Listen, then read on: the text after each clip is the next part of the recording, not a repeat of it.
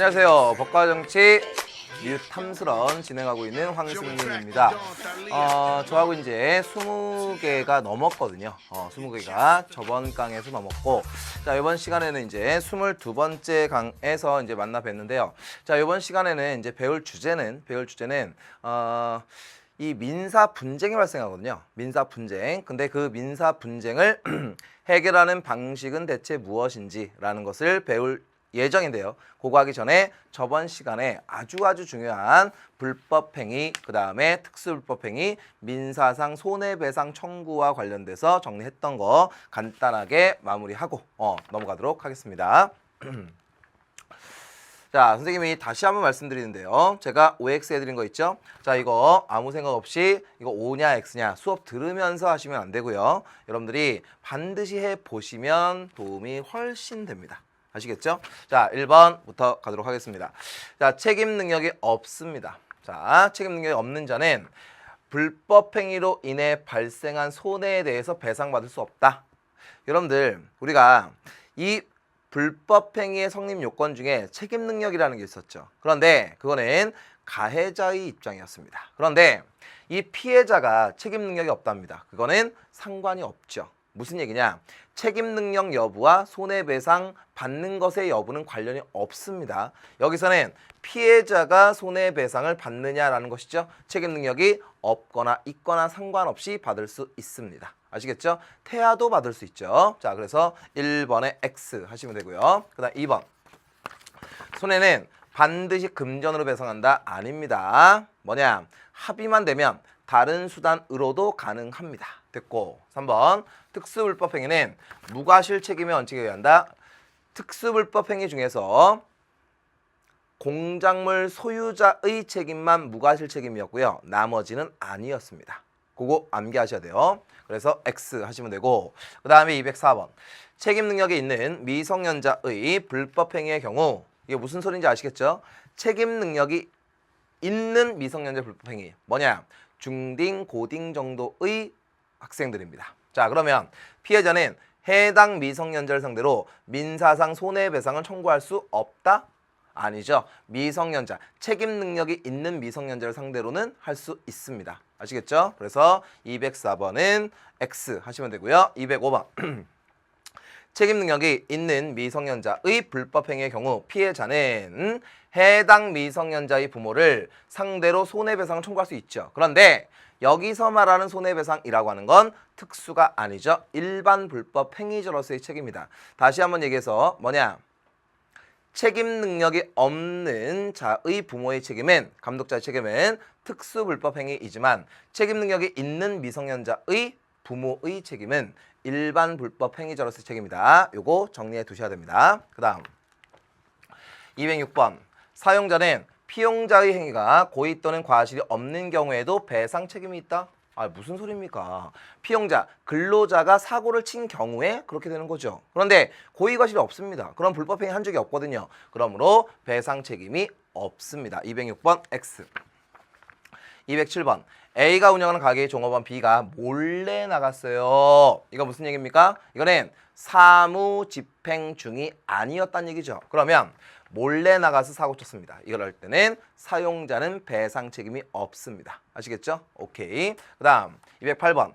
A가 운영하는 피자집에서 배달 종업원 B가 배달 시간을 엄수해야 한다는 생각으로, 이건 뭡니까? 사용자, 사장이 좀 압력을 넣은 것으로 보이죠.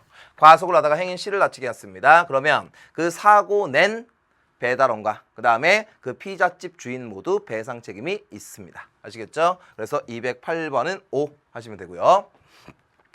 209번. 공작물의 점유자는 해당 공작물 관리의 주의를 다했음을 입증하면 배상 책임이 면제되죠. 다만 이런 경우에는 공작물 소유자가 배상 책임을 무과실 책임에 의해서 책임을 지게 됩니다. 그래서 X 하시면 되고요.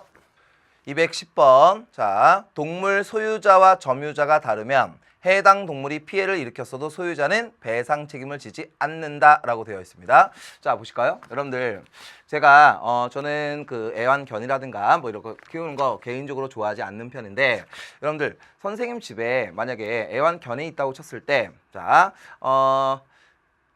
병원에 보내야 될 일이 있어요. 그래서 제가 수의병원에 그 개를 보냈습니다. 그 경우에는 소유자와 점유자가 분리가 되죠. 선생님이 개를 데리고 있습니다. 그럼 소유자이면서 점유자죠. 그런데 제가 동물병원에다 보냈습니다. 그러면 뭐냐? 그 개의 소유자는 황승민이지만 그 개의 점유자는 동물병원의 병원장이 되겠죠. 이 경우에는 맡긴 경우에는 뭐냐? 점유자가 책임을 지는 겁니다. 다시 얘기해서 소유자는 배상 책임이 없습니다. 이 경우에. 됐죠? 그래서 210번은 O 하시면 되겠죠. 됐죠? 그래서 저하고 이제 이 OX에 대해서 한번 정리해 보았고, 그러면 이제부터 저하고 아까 수업 시작 모두에 말씀드렸듯이 뭘 얘기하느냐? 민사 분쟁이 발생했을 때 어떤 식으로 해결할지에 대해서 지금부터 정리의 시간을 갖도록 하겠습니다. 좀 가서요. 정리해 볼게요. 자, 여러분들 이제 뭘 정리해야 되느냐? 민사 분쟁의 민사 분쟁이 발생했을 때 이 민사 분쟁을 어떤 식으로 해결할 것이냐 라는 주제를 가지고 이제부터 정리할 예정입니다. 되시겠죠? 그래서 이제 정리를 하는데 이 민사 분쟁에서 요 민사라는 표현을 여러분들이 잘 명쾌하게 잡히지 않는 경우가 있습니다. 간단하게 볼게요. 간단하게 A가 B를 폭행하였습니다. A가 B를 폭행하였습니다. 폭행했어요. 폭행한 경우에 B는 뭐가 됩니까? 피해자가 될 것이고, 그 다음 A는 뭐가 되겠습니까? 가해자가 될 것이겠죠? 됐죠? 아주 간단합니다. 대단한 거 얘기하는 거 아니에요, 지금? 그러면 A와 B 간에 뭐냐? 법률 관계 형성이 됩니다. 되시겠죠? 그러면 이 B는 A를 상대로 뭐냐? 민사상 손해배상 청구를 하면 되죠. 됐습니까? 민사상 손해배상 청구를 합니다. 그러면 이 민사상 손해배상 청구는 어떻게 하는 것이냐? 자, A한테 야, 돈 내놔 그랬습니다. 치료비하고 내 너 때문에 정신적 충격이 커, 돈 내놔 라고 하는 거 민사상 손해배상 청구일까요? 아닐까요? 맞습니다. 서류로 써가지고 2차 지차해서 돈 내놓으시지 라고 써도 민사상 손해배상 청구고요. 됐습니까? 자, 그래서 B와 A와의 관계가 이렇게 됩니다. 자, 여러분들 선생님하고 이제 중학교 동창 중에요. 지금 영화배우 돼가지고 좀 요새 많이 뜨는 친구가 한 명 있어요. 그런데 정모 씨라고 있어요. 근데 악역 주로 나오고 제 친구들이 저하고 좀 비슷하거든요. 악역 이제 전문 배우로 지금 요새 많이 뜨고 있는 친구인데 그 친구가요. 저하고 무슨 일이 있었냐면 정만식이라는 배우예요. 정만식이라는 배우인데 그 친구가 이제 저하고 꽤 친했던 친구인데 제가 그 친구의 안경을 밟았었어요. 의도적으로 밟지 않았습니다. 실수로 밟았어요. 그래서 그 친구가 이제 뿔테를 쓰고 있었는데 그래서 어떻게 합니까? 제가 엄마한테 얘기해서 손해배상을 해줬습니다. 아시겠죠? 그래서 안경값 주고요. 근데 뭐 그때 뭐 정신적 충격 그런 건 없었겠죠? 그래서 그런 걸 손해배상을 해줬었습니다. 이런 때는 가해자와 피해자, 제가 돈을 물어줬죠? 됐죠? 이렇게 이루어집니다. 자, 그러면 이 경우에 이 민사라고 하는 건 뭐냐? 돈 문제예요. 돈 문제. 손해배상을 하니 안 하니 그런 문제거든요. 됐습니까? 그런데 이 B가 A에게 민손배청을 했는데 만약에 A가 민손배를 해주지 않았어요. 손해배상을 해주지 않았어요. 그러면 어떻게 하느냐? 이 B는요, 피해자는 뭐냐? 소송을 제기할 수 있습니다. 민사 문제만 다뤄볼게요. 민사 소송을 제기할 수 있어요. 됐습니까? 그리고 또 뭐들 할 수 있느냐? 이런 것도 할 수 있어요. 내용 증명을 보낼 수가 있습니다. 내용 증명을 보낼 수가 있고요. 그 다음 조정을 통해서 받을 수 있고요. 조정. 그 다음 소액 사건 심판을 통해서도 받을 수 있습니다. 됐죠? 그러면 이 피해자는 이 소송부터 기타 등등의 방법을 통해서 민사 분쟁을 해결할 절차가 있는 것입니다. 됐죠? 그래서 이 민사 분쟁 해결 방식에는 이러한 것들이 있다. 무슨 얘기인지 일단 감은 오시죠. 그러면 여러분들이 배울 주제는 뭐겠습니까? 이런 것들을 배우는 겁니다. 되시겠죠? 자, 그러면 지금부터 이것저것 쭉 한번 설명해 볼 터이니까 잘 보고요. 여러분 거로 소화시키기 바랍니다. 자, 첫 번째 내용, 증명, 우편이라는 거 한번 설명해 보도록 하겠습니다.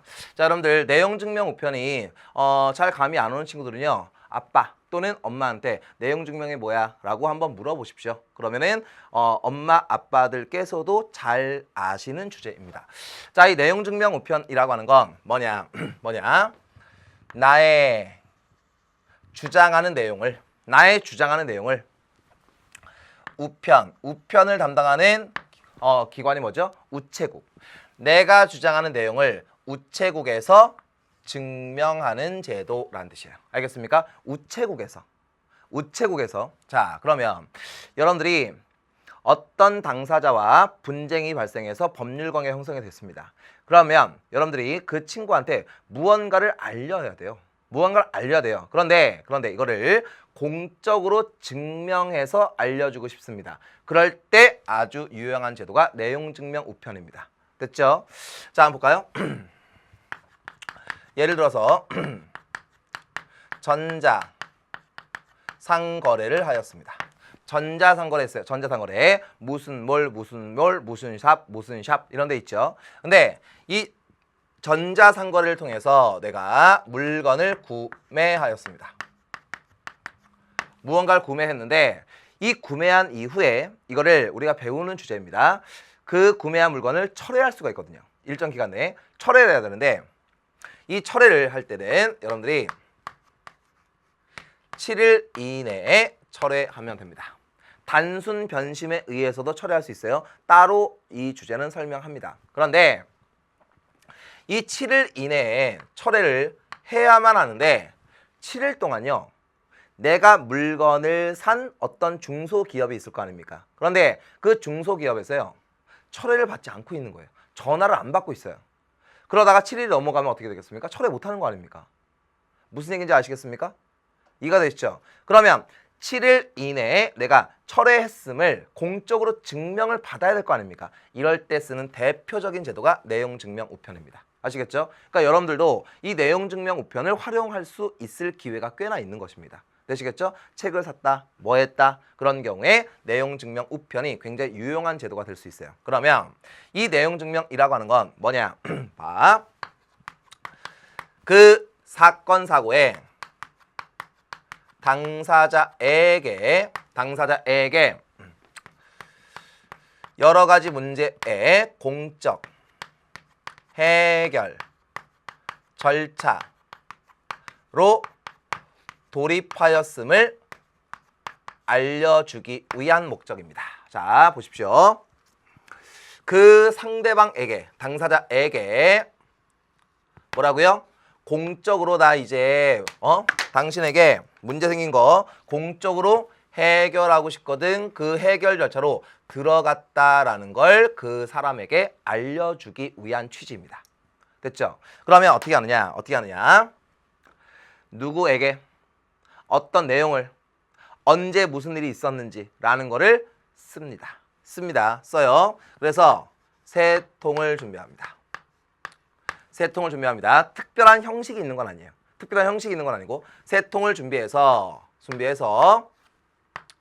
한 통은 내가 갖고 한 통은 요 당사자 상대방에게 보내고 그리고 또 다른 한 통은 우체국에서 보관하고 있어야 될 거 아닙니까? 그래서 또 다른 한 통은 우체국에 보관을 합니다. 됐죠? 요게 내용증명 우편의 방식이에요. 됐죠? 자, 이렇게 이루어집니다. 그런데 이래서 상대방에 보내는데 내용증명 우편은 발송일날 발송일이 이제 효력 발생인데 이 경우에 여러분들이 주의해야 될 게 하나가 있는데 무엇이냐? 요거를 꼭 주의하셔야 됩니다. 보십시오. 내용증명은 내가 그 증명서를 발송했다는 것과 발송했다는 것 그다음 어떤 내용을 기재했는지 기재한 내용 있죠. 기재한 내용입니다. 기재한 내용 설명 똑바로 들으세요. 내가 그것을 발송했다는 것과 내가 어떤 내용을 내용증명 우편에다 썼는지에 대해서 요 두 가지를 우체국에서 증명해 주는 겁니다. 요 두 가지를 증명하는 겁니다. 요 두 가지예요. 요 두 가지입니다. 그러면 내용증명 우편이라고 하는 거는 여러분들이 하나 주의해야 될 게 이거예요. 내용증명 우편에 내가 쓴 글 있죠. 이게 무조건 사실로 그 팩트로 확정나는 게 절대 아닙니다. 아시겠습니까? 예를 들어서 내가 내용증명 우편에다가 당신이 내 돈 3천만 원 띄어먹었잖아 라고 만약에 썼다고 칩시다. 그러면 3천만 원을 그 친구가 가져갔다는 걸 증명하는 게 아니에요. 알겠습니까? 그 사실을 썼다는 것만 증명하고 발송했다는 것만 증명한다는 뜻이에요. 됐죠? 그래서 이거는 그 기재한 내용이 사실로 확정되게 하는 증거, 자료로 활용되는 게 아닙니다. 알겠습니까? 요거 주의하셔야 됩니다. 됐죠? 그래서 내용증명 우편은 이렇게 정리를 딱 해두시면 된다. 됐죠? 자, 그러면 잘 보세요. 여러분들이 무슨 샵에서요 전자상거래를 통해서 물건을 구매하였습니다. 근데 그 책을 샀다고 쳤을 때 그 책을 철회를 하고 싶어요. 환불받고 싶어요. 그러면 그 회사에 전화해서 저 환불받게요 라고 얘기하면 됩니다. 그런데 그 전화를 안 받습니다. 그럴 경우에는 7일이 넘어가지 않는 상황에서 뭐랍니까? 내용 증명 우편을 발송해야죠. 됐습니까? 그러면 발송일날 뭡니까? 철회하였음을 증명해 주는 겁니다. 무슨 얘기인지 알겠죠? 굉장히 유용합니다. 이게 내용 증명 우편이다 라는 거 딱 기억해 두시고요. 오케이. 내용 증명 우편 하나 설명했고요. 두 번째 민사 조정제도라고 하는 걸 배워보도록 하겠습니다. 여러분들 여기서요 이 조정이라는 표현이 아주 중요합니다. 조정, 법과 정치에서 굉장히 자주 나오는데 이 조정이라는 거를 한번 설명해 볼게요. 자, 이게 교과서 곳곳에 나오다 보니까 이걸 감을 못 잡는 친구들이 꽤나 많더라고요. 자, 조정, 일반적인 조정에 대해서 제가 말씀드려 보겠습니다. 조정은 뭐가 있느냐? 일단 사적 조정이 있어요. 사적 조정. 그 다음에 사가 있으니까 뭐가 있겠습니까? 공적 조정이 있습니다. 사적 조정은 개인의 자격으로 조정을 하는 겁니다. 그냥 알겠죠? 국가기관의 간섭 없이 이거는 말 그대로 개인적인 조정이 이루어집니다. 그러면 이거는 큰 문제 없겠죠. 그렇죠? 출제 포인트는 아닐 거 아닙니까? 그런데 이 공적 조정이라고 하는 게 굉장히 중요한데요. 공적 조정. 이 공적 조정은 뭘 얘기하느냐? 자, 잘 보세요. 두 가지입니다. 첫 번째는 재판 돌입하기 전에, 재판 제기 전에, 소송 제기 전에, 오케이. 재판 전에 법관 또는 등등등 조정위원, 다시 얘기해서 법관과 조정위원 등등이 뭐냐 신속하고 간편한 절차를 통해서 재판 제기 전에 해결하는 겁니다. 다시 한번. 재판 제기 전, 소송 제기 전에 법관 등등이 해결하는 것. 됐죠? 그러면 요거는 자, 보십시오. 소송이 아이고, 선생님 말 잘못 썼습니다. 이런 경우에 조정이 성립되는 경우도 있고요. 조정이 성립되지 않는 경우도 있겠죠. 됐습니까? 그러면 조정이 성립됐습니다. 그러면 이거는 재판상 화해의 효과가 나오는 것. 오케이. 그리고 조정이 안 됩니다. 그러면 뭘로 가면 되겠습니까? 정식 소송 절차에 돌입하면 됩니다. 아주 간단합니다. 자, 이러한 조정이 있어요. 이러한 조정이 있습니다. 그럼 여기서요, 포인트가 무엇이냐? 이 조정이 제대로 성립이 되었다라고 하면 재판상 화해가 되는 것이다. 그럼 재판상 화해가 되면 뭐냐? 재판 화해가 되면 이거는 더 이상 민사소송으로 다룰 수 없게 됩니다. 이거는 재판상 화해의 효과입니다. 재판상 화해 효과. 이거는 민사소송이 제기될 수 없는 겁니다. 재판이 종료되는 것이다. 종료되는 겁니다. 그리고 안 되면 정식 소송으로 가는 것이다. 됐죠? 이게 민사조정입니다. 그런데 이 공적 조정에 또 뭐가 있느냐? 자, 이겁니다. 사법적 기구를 통해서 이루어지는 조정이 있습니다. 이게 또 중요하죠. 준사법적 기구. 이 준사법적 기구에는 뭐가 있느냐? 소비자 분쟁 조정위원회라는 게 있어요. 소비자 분쟁 조정위원회라는 게 있고요. 환경 분쟁 조정위원회라는 게 있고, 그 다음에 노동조정위원회라는 게 또 있습니다. 됐죠? 자, 그러면 이 준사법적 기구에 소비자 분쟁 조정위원회와 노동조정위원회라는 게 있는데, 이러한 준사법적 기구를 통해서 해결하는 것, 요게 조정이다. 됐습니까? 이렇게 이루어집니다. 그러면 조정안이 제시됐습니다. 조정안이 제시됐어요. 그러면 이 조정은 뭐냐? 수락을 하면 화해가 된 거고요. 수락하지 않으면 결렬된 겁니다. 알겠죠? 이거는 강제성을 수반하는 건 아니죠. 수락을 하면 오케이가 되는 거. 수락을 하면. 됐죠? 그래서 이거는 민사조정제도 이렇게 기억해 두시면 되겠습니다. 됐죠? 그러면 민사소송으로 들어가기 전에 여기서 정리를 하나 해봅시다. 뭐가 있느냐? 요게 있어요. 소액 사건 심판이라는 제도가 또 있습니다. 소액 사건 심판이에요. 여러분들 지금까지 우리가 배운 게 뭐가 있습니까? 내용 증명 우편이라는 게 있고요. 민사 조정제도라는 게 있고요. 소액 사건 심판이라는 게 있습니다. 요 세 가지가 있어요. 요 세 가지. 그러면 이 소액 사건 심판이라고 하는 건 소액에 대한 사건이죠. 됐습니까? 내가 변제받을 금액이 소액일 경우에 하는 겁니다. 됐죠? 그러면 이 소액이라고 하는 건 이 범위가 얼마겠습니까? 2천만 원입니다. 2천만 원.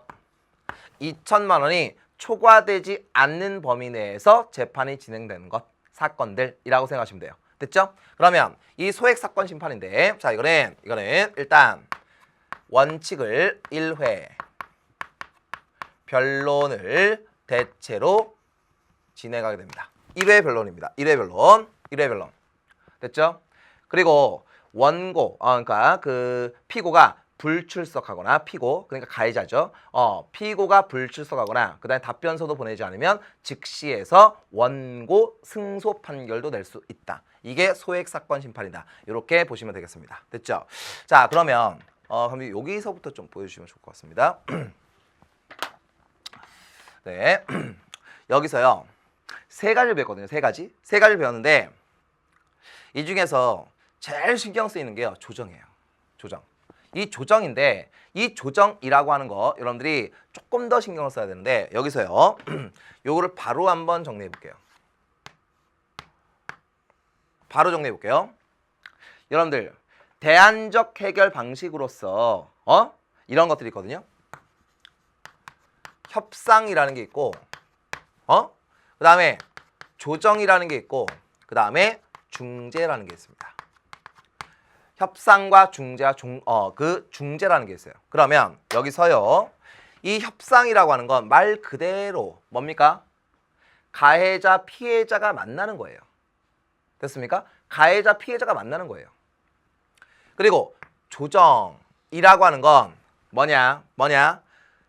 준사법적 기구 등등이 뭐 하는 것이냐? 조정안을 제시합니다. 조정안을 제시해요. 그리고 중재라고 하는 건 중재위원회와 같은 그러한 기구에서 중재안이 제시가 됩니다. 자, 제가 여기서부터 보여주고 싶었던 이유가 뭐냐? 자, 보세요. 조정에 민사조정제도라는 게 있고요. 그 다음에 요 조정이 있거든요. 헷갈리지 말라는 거예요. 자, 보세요. 조정에 공적조정에는 재판전 법관 등등이 하는 요 조정이 있고요. 그 다음 준사법적 기구에 의한 요 조정이 있다는 얘기예요. 이해가 되시나요? 이해가 되고 계시나요? 자, 그러면 요 조정을 여기다 쓴 겁니다. 됐죠? 그러면 이 조정안이 제시가 되는데 이 조정안은 아까 얘기했듯이 뭐냐? 수락을 한 경우도 있을 수 있고요. 그 다음에 조정안을 수락하지 않는 경우도 있다. 됐습니까? 그래서 예를 들어서 이 노동쟁의의 경우에 파업 뭐 이런 거 할 때 그 전에 하는 건데 이 조정안이 수락이 되죠. 그럼 이거는 단체 협약과 동일한 효력을 띱니다. 단체 협약과 동일한 효력이에요. 그리고 수락하지 않았습니다. 그러면 파업을 진행해도 됩니다. 노동쟁의의 경우에. 됐죠? 중재는 이거하고 좀 다릅니다. 중재는 이게 조금 다른데 이 중재안은 수락을 필요로 하지 않는다라는 것입니다. 됐습니까? 필요로 하지 않아요. 그러면 수락을 필요로 하지 않으니까 조정보다 강제성이 크다는 얘기입니까? 강제성이 약하다는 얘기입니까? 강제성이 크다라는 얘기죠. 됐습니까? 이런 느낌을 좀 가져가셔야 돼요. 됐죠? 그래서 이 조정이라는 것과 그 다음에 요 중재라는 것 잘 구별해 놓으셔야 합니다. 됐죠? 요 조정 중재까지 우리가 한번 정리했습니다. 됐죠? 그러면 이제 요 챕터에서 요 주제에서 가장 중요한 핵심 주제 하나가 있고요. 그 다음에 몇 개 조금 더 있는데 그 핵심적인 주제에 바로 들어가도록 하겠습니다. 졸라 한번 가볼게요.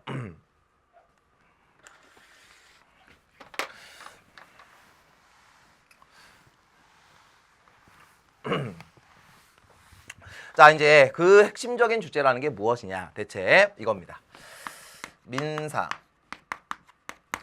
민사소송입니다.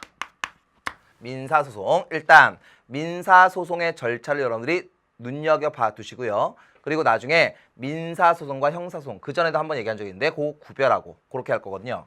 이 민사소송인데 자, 일단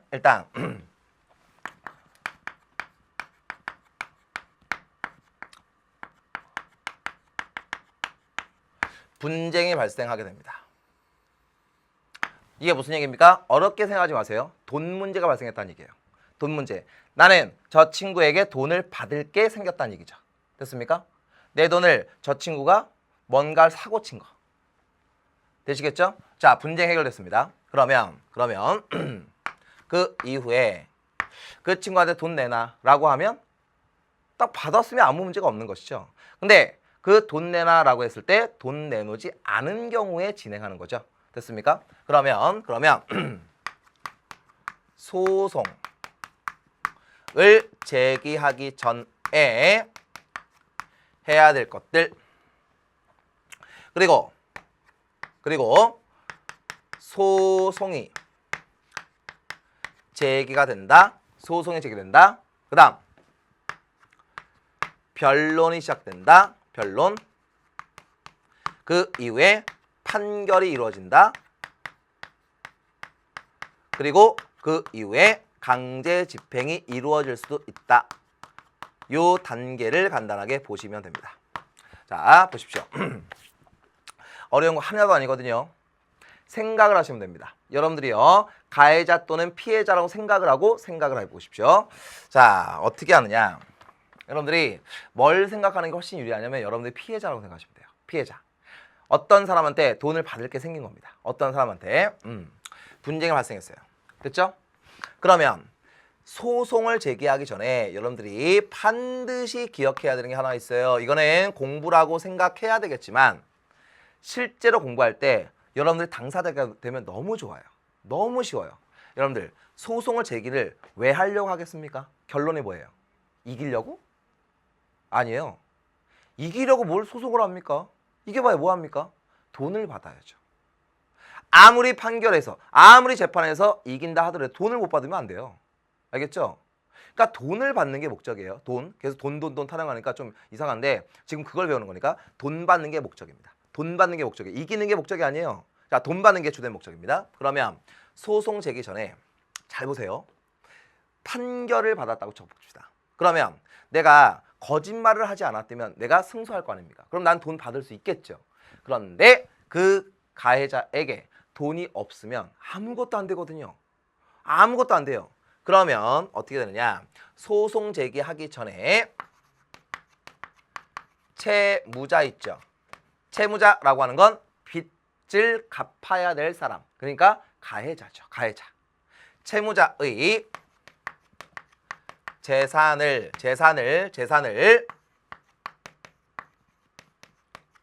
압류할 수는 없어요. 압류할 수는 없고 이 임시로 확보해 두는 조치를 할 수가 있습니다. 이거를 뭐라고 하느냐? 가압류라고 합니다. 가압류 신청합니다. 그러면 이거는 뭐냐? 그 채무자가 자기의 재산을 함부로 사용하지 못하도록 임시로 확보해 두는 조치입니다. 그러면 이 가압류를 신청해서 가압류 결정되죠? 그러면 이 재산은 채무자가 처분할 수 없어요.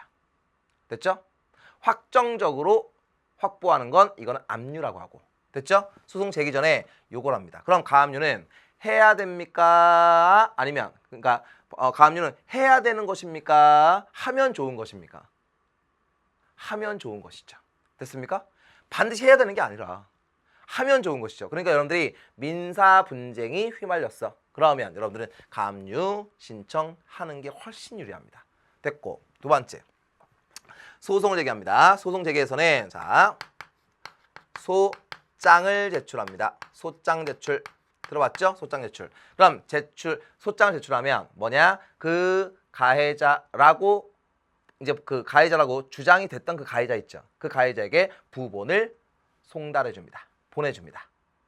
2차 저차해서 보낸다. 그리고 너의 답변을 원한다. 이런 식으로. 자, 변론은요. 뭐냐?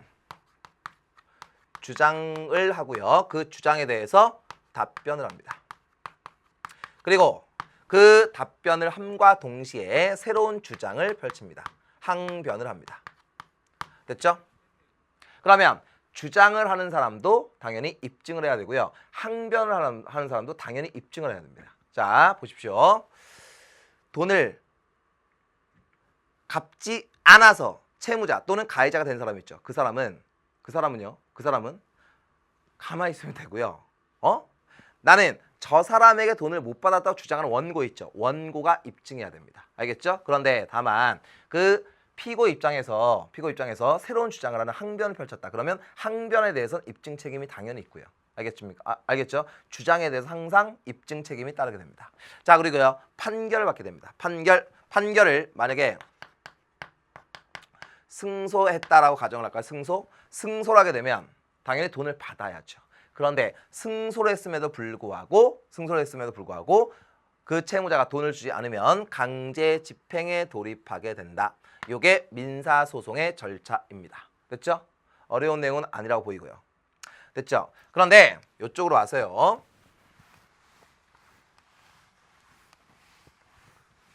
이쪽으로 와서 여러분들이 요거를 좀 생각했으면 좋겠어요. 자, 민사소송과 형사소송 거기에 오른편에 아마 거기 쭉 정리가 잘 돼 있을 텐데요. 민사에서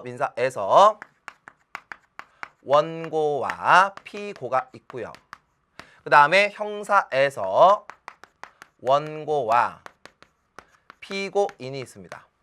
그러면 민사에서의 원고는 돈 주고 받는 거예요. 자, 원고는 누구냐? 이거는 피해자. 그 다음에 피고는 누굽니까? 피고는 가해자. 그 다음에 형사재판에서 원고는 누굽니까? 검사. 그 다음에 피고인은 가해자겠죠. 됐죠? 자, 이 경우에요.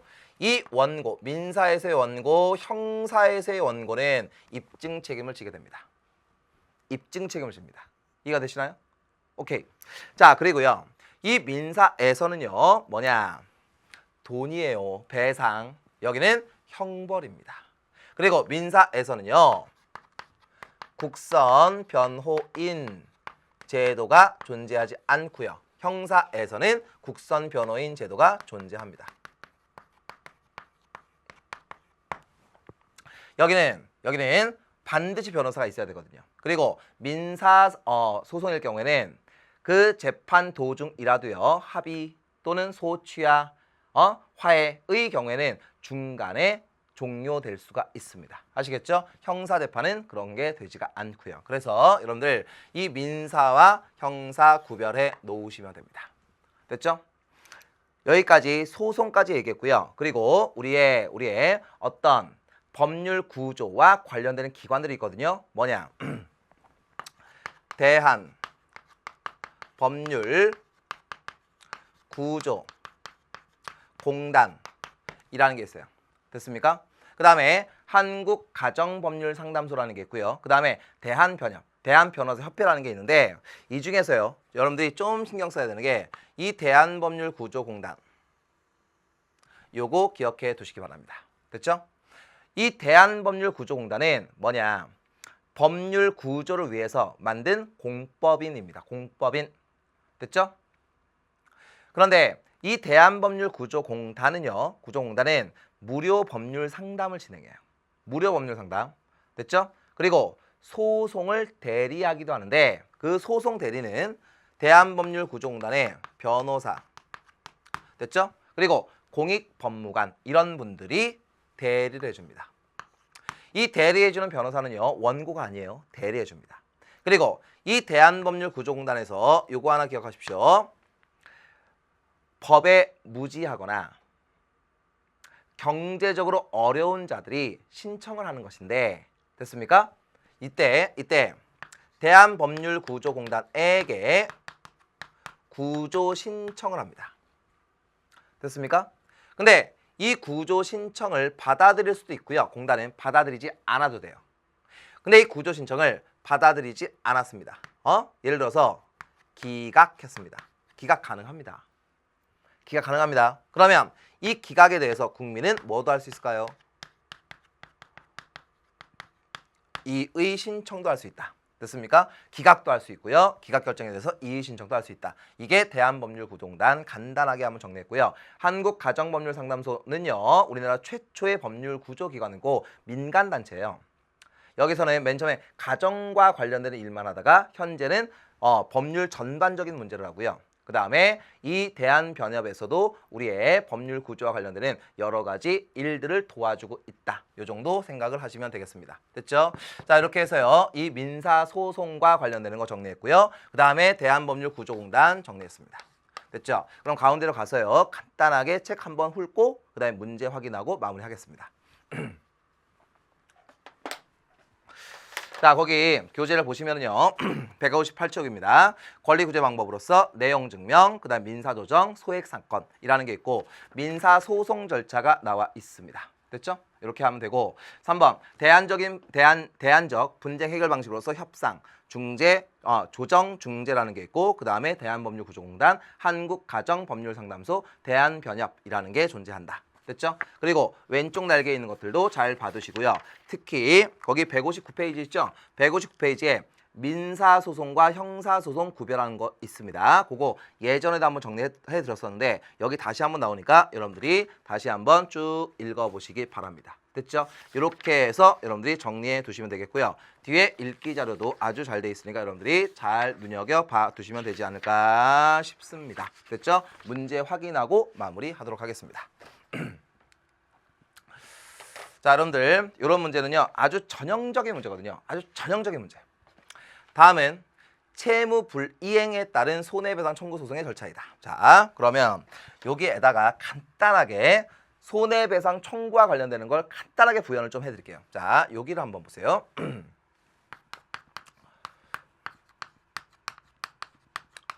자, 이 손해배상 청구를 하는 경우는 어떤 경우일까요? 어떤 경우일까요? 내가 돈을 빌려줬는데 그 돈을 갚지 않은 경우가 여기에 들어가겠죠. 됐습니까? 이 문제는 채무 불이행에 따른 민사상 손해배상 청구의 건을 얘기합니다. 그리고요, 또 뭐도 있냐? 불법 행위에 대해서도 가능하죠. 됐습니까? 불법 행위. 그 다음에 부당 취득. 이익을 부당하게 취득한 거.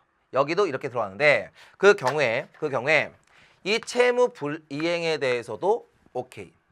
불법 행위에 대해서도 손해배상 청구를 할 수가 있다. 됐죠? 그러면 결국에 채무 불이행 불법 행위라고 하는 법률 관계로 묶여진 관계에서 손해배상의 건이 발생할 수 있는 것이죠. 됐습니까? 잘 보세요. 우리가 계약을 배웠어요. 선생님이 사례를 들었던 게 있어요. 우리 PD님이 선생님과 같은 방향의 집에 산다고 했죠. 그런데 PD님하고 같이 가기로 했는데 선생님이 저 그냥 혼자 갈게요 이랬어요. 그럼 이 건을 가지고 법률관계 형성이 됩니까? 안 됩니까? 안 됩니다. 태워준다 그러는데 안 태워줬어? 이거 가지고 손해배상 청구한다? 말이 안 됩니다. 이런 경우가 아니에요. 알겠죠? 이거는 엄청난 피해를 당한 경우를 얘기합니다. 뭐 엄청나지 않더라도 뭐 피해 입었으면 가능한 건데 여러분들이 자 선생님 봐보세요. 법률관계라는 말을 꼭 기억하시라는 뜻이에요. 무슨 얘기인지 아시겠죠? 그러니까 법률관계 이외의 관계에서는요 손해배상의 경우가 발생하지 않는다라고 생각하시면 되겠죠. 자 문제 한번 볼게요. 채무 불이행에 따른 손해배상 청구 소송의 절차를 나타낸다. 각 단계에 대한 옳은 설명입니다. 가 재산 확인 및 확보. 가압류겠네요. 나번 판결. 다번 강제 집행. 다만 여러분들 판결 없이 재판 없이 강제 집행할 수 있는 게 있죠. 그게 무엇입니까? 공증이라는 게 있었죠. 공증. 됐죠? 그런 것들도 기억하세요. 기억. 가 단계에서 가압류 신청을 하는 게 유용하다. 오케이. 그 다음 니은. 가 단계에서 들어가기 전에 민사 조정 신청할 수 있다. 그쵸? 본격적인 소송 돌입하기 전 조정 제도를 활용할 수 있다라고 얘기했고 니은 디귿. 나 단계에서 반드시 변호인의 도움 아니죠. 여러분들 변호인의 도움은 이거는 형사입니다. 반드시 하는 건. 그 다음 릴. 다 단계에는 국가의 힘을 빌려 권리를 실현하는 절차이다. 강제 집행 단계에 돌입할 수 있다라고 하는 거 기억해 두시면 되겠죠. 됐습니까? 요게 1번 하나 이제 한 문제 풀었고요. 이제 다음 문제 한번 볼게요. 다음 사례에 대한 민사소송 절차 가라를 순서대로 배열한 것은 자 제가 한번 정리해 드렸으니까 여러분들 감을 좀 잡으셔야 되지 않을까 싶어요. 먼저 가압류 그쵸? 가압류 그리고 가압류 뭐 이런 거 하기 전에 조정할 수도 있고요. 그 다음에 뭐 하면 됩니까? 소장을 제출한다. 그러면 그 가해자, 그 피고 있죠? 피고에게 뭡니까? 그 부본이 발생됩니다. 됐죠? 그리고 그 이후에요. 재판에 돌입하고 그리고 변론을 하게 되죠. 주장, 항변. 그쵸? 이런 것들. 주장에 대한 답변 그리고 항변. 이런 변론 단계를 거치고 그리고 뭐합니까? 판결이 이루어지게 되죠. 자, 볼게요. 주택 구입 자금이 부족했는 을은 3개월 후에 갚기로 하고 갑에게 1,000만 원을 빌리면서 차용증을 써주었다. 차용증은 증거 될까요? 되죠. 당연히 됩니다. 하지만 3개월이 지난 후에도 을은 갑에게 돈을 갚지 않고 있다. 채무 불이행의 경우네요. 자, 가번. 갑이 을 소유의 재산에 대해 가압류 신청. 맞죠? 이거 제일 처음에 하면 되겠고. 나번. 갑이 관할 법원에 채무 이행을 요구하는 내용의 소장 제출했다. 그 다음에 하면 되겠네요. 다음. 판결이 선고된 후에 일정 기간 안에 상소하지 않아서 판결 확정되었다. 그쵸? 여러분들 이 판결이 확정 판결된다는 얘기는 무슨 얘기냐? 이거예요. 항소하지 않았거나 또는 뭐 상고하지 않았거나. 그다음 대법원 판결 나는 게 이게 확정 판결이에요. 쉽게 얘기해서. 자, 그런데 상소하지 않아서 판결 확정되었다. 방금 판결이네요. 라번. 갑의 승소가 확정된 이후에도 의리 채무를 이행하지 않아 갑이 강제 집행을 신청하였다.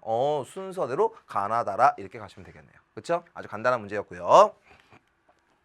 그다음 가나다라 1번이 답이 맞겠죠? 오케이. 자, 그리고 이제 다음 문제 보겠습니다. 다음엔 어떤 재판의 소송 절차를 나타낸 것이다. 이 재판에 대한 설명으로 옳지 않은 것은 이라는 문제인데 사건 발생했고요. 피해 당사자가 법원에 소장, 그다음에 증거 제출, 판결 1번. 피해자가 틀린 거 찾는 거죠. 소장을 제출함으로써 재판이 시작된다. 맞고요. 2번. 원고와 피고의 주장, 답변, 항변 등의 순서로 진행된다. 3번. 재판 도중이라도 원고와 피고가 합의하면 재판이 도중에 종료될 수 있다 그랬죠? 오케이. 4번. 피해자에 대한 구제보다 가해자에 대한 처벌? 뭔 소리입니까? 이 민사는요, 돈을 받는 거예요. 그러니까 피해자 구제죠. 형사가 뭡니까? 가해자를 혼내주는 거죠. 됐죠? 이거는 형사에 대한 얘기죠. 됐습니까? 답은 4번이고요. 5번.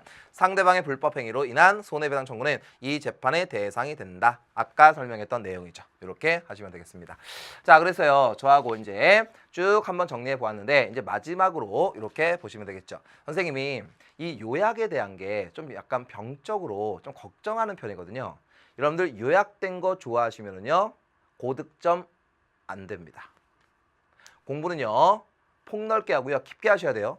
요약된 거 딱 보고서 오케이 이렇게 하시면요 고득점 안 나와요. 이거는 오늘 배웠던 거 한번 훑는 그러한 의미인 거죠. 민사소송 감유, 소장, 변론, 판결, 집행을 한다. 간편한 해결, 내용 증명, 민사 조정, 그다음 소액 사건 심판이라는 게 있다. 여기에다가 대안적 해결 방식으로서 협상이라는 게 있고요. 그다음에 조정, 중재라는 게 있죠. 됐습니까? 이렇게 해두시면 되고 그 밖에 뭐 대한법률구조공단 이런 것들도 여러분들 기억해 두시면 되겠습니다. 자, 여기 있었네요.